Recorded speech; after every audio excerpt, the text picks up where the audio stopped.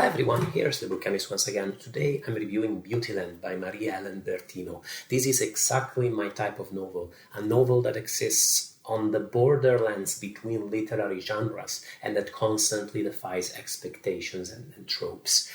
We discover very early on in the first few pages that the newborn protagonist, Adina, is the member of an alien race from a faraway planet that was sent to Earth to document life on Earth and investigate this world and to report back to her race, to her fellow aliens, using a fax machine. However, from this fairly wacky premise, the book then progresses to be a fairly grounded story talking about Adina's life, her childhood, her youth, and then her adulthood, dealing mostly with quotidian and everyday struggles and problems, with the limitations of her family life.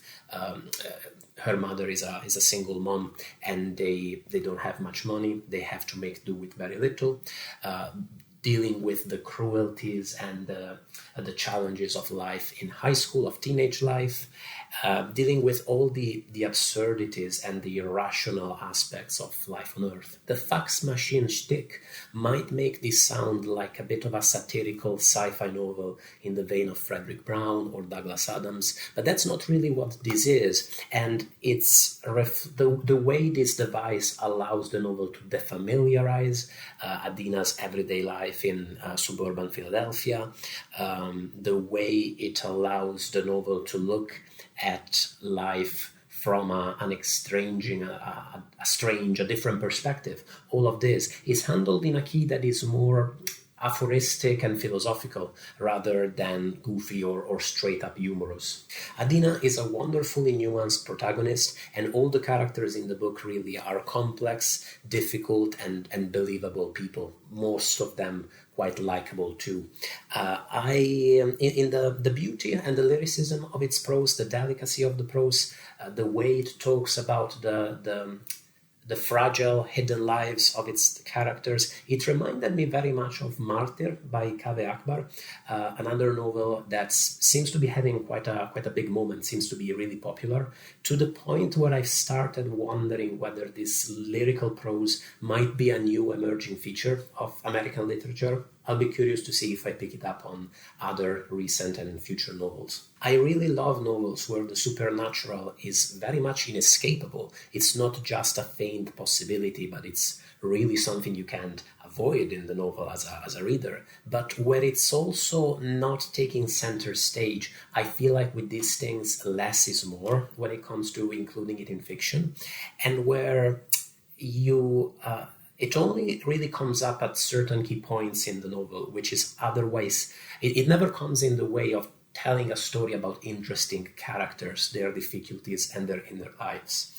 I feel like these stories can talk about some of the absurdities and the contradictions of life in ways that are not really accessible to books that fall more squarely into a given genre, be it literary fiction, science fiction, or any genre really. I think Beautyland is a beautiful, often hilarious, definitely very touching novel. I found some of its characters at times obnoxious, even though I said that they're generally likable. Adina's mom, while definitely a flawed person and sometimes a little awful, seemed to me definitely the most relatable character compared to the younger ones in the novel.